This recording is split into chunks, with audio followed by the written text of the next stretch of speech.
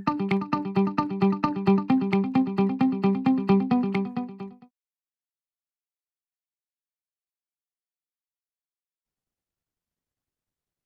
is John McGrath with Alight Solutions. Today we're going to be walking through the Workday Adaptive Planning Workforce Planning Faculty Demand Dashboard in our higher education demo.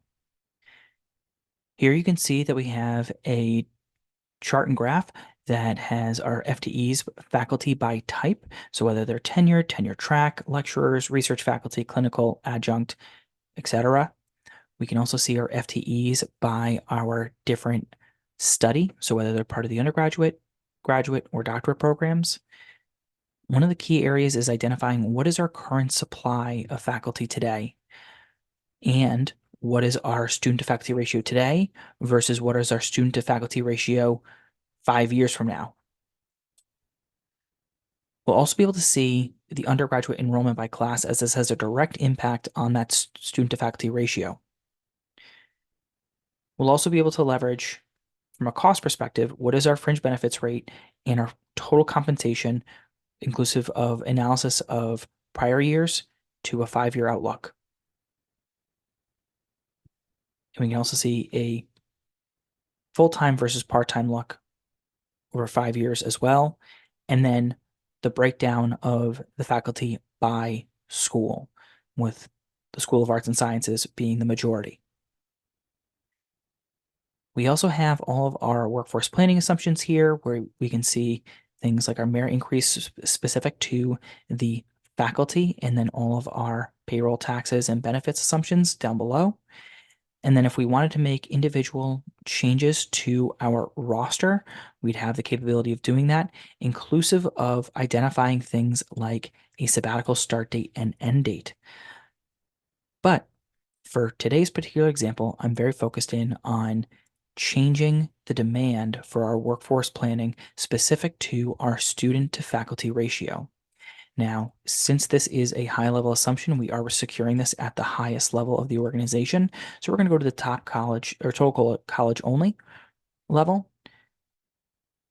And we're going to be playing around in this particular sheet. So if I expand this, I'll have a much larger view and I can focus on this solely. And so here I can see my enrollment and my current student to faculty ratio. Now, if I wanted to change that assumption and target, instead of an increasing student to faculty ratio, I want it to actually decrease, I could come in and put in my own assumptions of saying, all right, we're going to move from this year, we're going to go to 16.5, and then we're going to decrease every year until we hit our goal of 15 students to every faculty member. If I were to hit save here, what I'll have is that my demand calc actually identifies how many faculty do I need to add to meet that ratio.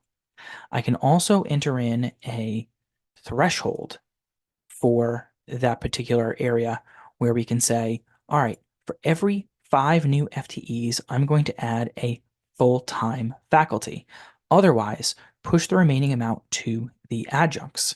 And so as you can see here, the 2.6 does not exceed the 5, so we only need 2.6 part-time FTEs. While we get into the outer years where we have 15.9, well, now I'll need 15 full-time faculty members and 0.9 of adjuncts.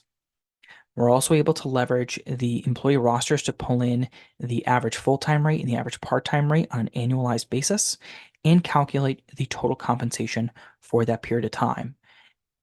And if you collapse this, and we'll flip back to that top level, so now this has a long-term impact. All these charts and graphs have changed. We can see that our faculty compensation has actually increased, and our student to faculty ratio, instead of increasing, has changed from 16.5 down to 15, and we can actually see the new FTEs required in this fiscal year is 2.6. There is a significant amount that you can do with faculty demand planning, but I hope you enjoyed this review of the Workforce Planning Faculty Demand Dashboard in Adaptive Planning.